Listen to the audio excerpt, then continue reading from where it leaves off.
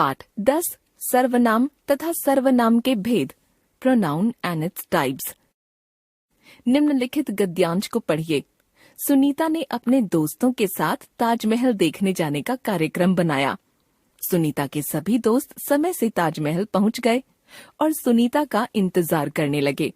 सुनीता को बाजार से खाने पीने का सामान खरीदना था, इसलिए सुनीता थोड़ी देर से पहुंची। सुनीता ने पहुंचकर सबसे क्षमा मांगी। फिर सुनीता ने सबके लिए टिकट खरीदी। उसके बाद सुनीता अपने दोस्तों के साथ अंदर गई। आपको यह गद्यांश अटपटा लग रहा है ना? कारण यह है कि इसमें संज्ञा शब्द सुनीता को बार बार दोहराया गया है। यदि इसे इस प्रकार लिखा जाए तो यह स्वाभाविक लगने लगता है। सुनीता ने अपने दोस्तों के साथ ताजमहल देखने जाने का कार्यक्रम बनाया।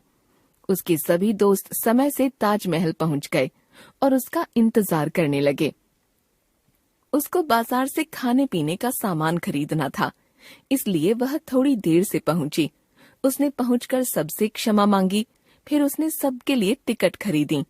उसके बाद वह अपने दोस्तों के साथ अंदर गई। स्वाभाविक लगने का कारण है संज्ञा शब्द सुनीता का बार बार दोहराया न जाना और उसके स्थान पर उसके, उसका, उसको, उसने, वह आदि शब्दों का प्रयोग किया जाना। संज्ञा या नाम शब्दों के स्थान पर जो शब्द प्रयुक्त किए जाते हैं वे सर्वनाम कहलाते हैं। यह ध्यान रखिए कि वाक्य में सर्वनाम भी वही प्रकार्य फंक्शन करते हैं जो संज्ञा शब्द करते हैं। सर्वनाम की परिभाषा। वाक्य में संज्ञा शब्दों के स्थान पर प्रयुक्त होने वाले शब्दों को सर्वनाम कहा जाता है। सर्वनाम भेद प्रभेद। जिस तरह सभी संज्ञा शब्द एक जैसे नहीं होते, उसी तरह से सर्वनाम शब्द भी एक जैसे नहीं होते।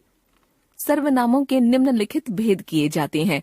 सर्वनाम पुरुषवाचक सर्वनाम मैं, हम, तू, तुम, आप, वह, वे। प्रश्नवाचक सर्वनाम कौन, क्या।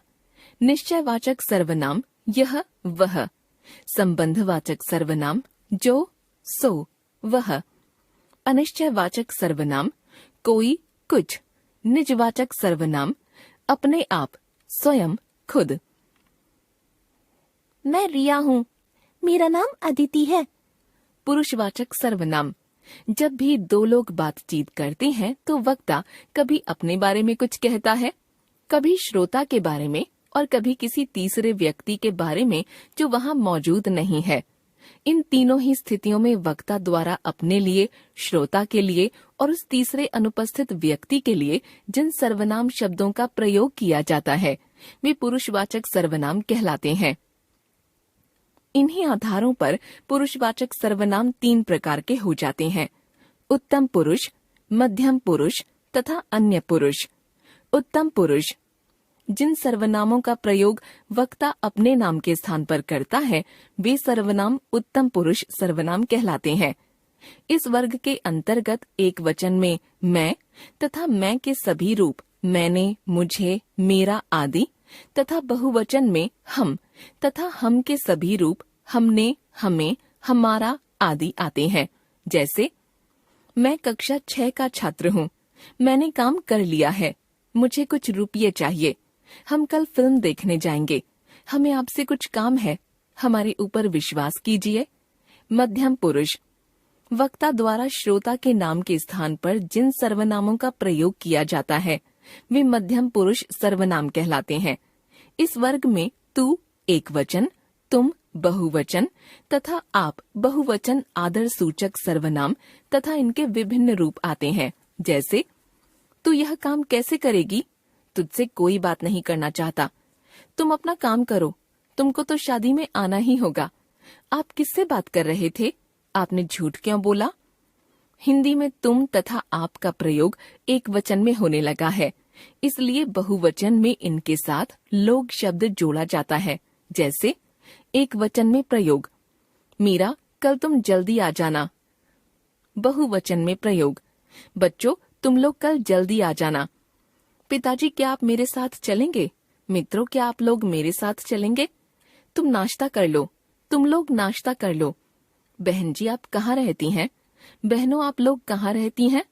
अन्य पुरुष वक्ता या श्रोता के द्वारा किसी अन्य व्यक्ति के नाम के स्थान पर जिन सर्वनामों का प्रयोग किया जाता है वे अन्य पुरुष सर्वनाम कहलाते हैं। इस वर्ग में एक वचन के अंतर्गत वह तथा उसके विभिन्न रूप जैसे उसने, उससे, उसमें आदि आते हैं तथा बहुवचन के अंतर्गत वे तथा उसके विभिन्न रूप जैसे उनसे, उनका, उन्होंने आदि आते हैं। देखिए नीचे दिए गए उदाहरण। एक वचन में प्रयोग, बहुवचन में प्रयोग। वह मेरी बात नहीं सुनती, वे कल तक किताब लौटा देंगे। उनसे मैं नहीं मिलूंगा, उन्होंने झूठ क्यों बोला। हिंदी में वे सर्वनाम का प्रयोग भी एक वचन में होने लगा है, अतः बहुवचन में इसके साथ भी लोग शब्द लगाया जाता है। जैसे एक वचन में प्रयोग, कल मेरे चाचा जी आए थे, वे वकील हैं। भाई साहब से मिलो, वे तुम्हारी बात जरूर सुनेंगे।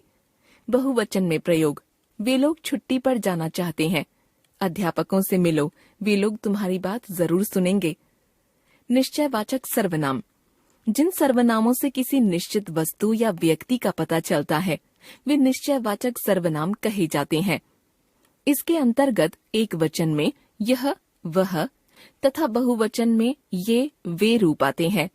यह, ये का प्रयोग निकट के व्यक्तियों, वस्तुओं के लिए किया जाता है तथा वह, वे का प्रयोग दूर के व्यक्तियों या वस्तुओं के लिए, जैसे यह या ये तथा उनके रूप।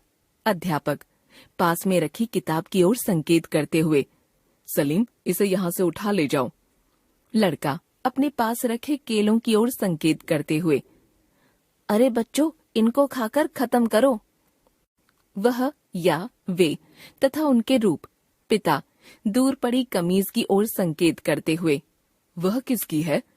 पिता दूर आदमी की ओर संकेत करते हुए, उनको यहाँ बुलाओ। चूंकि इन सर्वनामों से किसी वस्तु या व्यक्ति की ओर संकेत किया जाता है अतः इन्हें संकेतवाची सर्वनाम भी कहा जाता है। ध्यान रखिए, जिन वस्तुओं या व्यक्तियों की ओर ये सर्वनाम संकेत करते हैं वे सामने उपस्थित होने चाहिए। अनिश्चयवाचक सर्वनाम, जब किसी व्यक्ति या वस्तु के बारे में यह निश्चय न हो कि वह व्यक्ति कौन है या वह वस्तु क्या है, तब जिन सर्वनामों का प्रयोग किया जाता है वे अनिश्चयवाचक सर्वनाम कहलाते हैं। हिंदी में कोई व्यक्ति के लिए तथा कुछ वस्तु के लिए अनिश्चयवाचक सर्वनाम हैं, जैसे शायद कमरे के अंदर कोई है, कोई आपसे बात करना चाहता है, मुझे खाने के लिए कुछ दीजिए, मेरी समझ में तो कुछ नहीं आ रहा। प्रश्नवाचक सर्वनाम, कई बार किसी व्यक्ति या वस्तु के बारे में मन में प्रश्न उठते रहते हैं कि वह व्यक्ति कौन है या वह वस्तु क्या है। ऐसी स्थिति में उस व्यक्ति या वस्तु के स्थान पर हम प्रश्नवाचक सर्वनामों का प्रयोग करते हैं। हिंदी में प्रश्नवाचक सर्वनाम है कौन, व्यक्ति के लिए, तथा क्या, कौन सा, कौन सी, वस्तु या घटना के लिए। जैसे इस पुराने टूटे फूटे घर में कौन रहता है, मेरे घर कौन कौन चलना चाहते हैं, आप क्या खरीदना चाहते हैं, इन घड़ियों में से तुम्हें कौन सी घड़ी चाहिए। संबंधवाचक सर्वनाम, जिन सर्वनामों से मिश्र वाक्य के आश्रित उपवाक्यों को प्रधान उपवाक्य के साथ जोड़ने का कार्य किया जाता है उन्हें संबंधवाचक सर्वनाम कहा जाता है। हिंदी में जो तथा जिस संबंधवाचक सर्वनाम है, जैसे वह आदमी पकड़ा गया जो चोरी कर रहा था, वह साड़ी फट गई जिसे आप लाए थे, यह वही बच्चा है जिसने इनाम जीता था, यह वही होटल है जिसमें मैं पहले भी रुका था। ध्यान रखिए, जिसे, जिसने, जिससे, जिसको, जिसमें आदि जिस सर्वनाम के ही रूप हैं। निजवाचक सर्वनाम, निज शब्द का अर्थ होता है अपना। निजवाचक सर्वनाम वे सर्वनाम हैं जिनका प्रयोग वक्ता के द्वारा वाक्य के कर्ता के लिए किया जाता है। हिंदी में स्वयं, खुद, अपने आप ही आदि निजवाचक सर्वनाम हैं। जैसे इस कमरे को वह स्वयं साफ करेगी, तुम चाहो तो खुद खाना बना सकती हो, वह अपने आप नहीं जा सकता क्या, सब लोग अपना काम अपने आप करेंगे। हमने सीखा, संज्ञा के स्थान पर प्रयुक्त होने वाले शब्दों को सर्वनाम कहते हैं। सर्वनाम के 6 भेद होते हैं: पुरुषवाचक, निश्चयवाचक, अनिश्चयवाचक, प्रश्नवाचक, संबंधवाचक तथा निजवाचक। वक्ता द्वारा अपने लिए, श्रोता के लिए और उस तीसरे अनुपस्थित व्यक्ति के लिए जिन सर्वनाम शब्दों का प्रयोग किया जाता है वे पुरुषवाचक सर्वनाम कहलाते हैं। पुरुषवाचक सर्वनाम के 3 भेद होते हैं: उत्तम पुरुष, मध्यम पुरुष तथा अन्य पुरुष। उत्तम पुरुष सूचक सर्वनाम है मैं या हम। मध्यम पुरुष सूचक सर्वनाम है तू, तुम या आप तथा अन्य पुरुष सूचक सर्वनाम है वह या वे। निश्चयवाचक सर्वनाम है यह या वह, जो किसी वस्तु या व्यक्ति की ओर निश्चित संकेत करते हैं। अनिश्चयवाचक सर्वनाम है कोई या कुछ। इनसे किसी निश्चित व्यक्ति या वस्तु का पता नहीं चलता। जब मन में यह प्रश्न उठे कि कोई वस्तु क्या है या कोई व्यक्ति कौन है, तब प्रश्नवाचक सर्वनामों का प्रयोग किया जाता है। इसके अंतर्गत कौन व्यक्ति के लिए तथा क्या कौन सा या कौन सी वस्तु के लिए सर्वनाम आते हैं। 2 उपवाक्यों को जोड़ने का कार्य करने वाले सर्वनाम संबंधवाचक सर्वनाम कहलाते हैं। इसके अंतर्गत जो, जिस सर्वनाम आते हैं। निजवाचक सर्वनामों के अंतर्गत स्वयं, खुद, अपने आप आदि रूप आते हैं।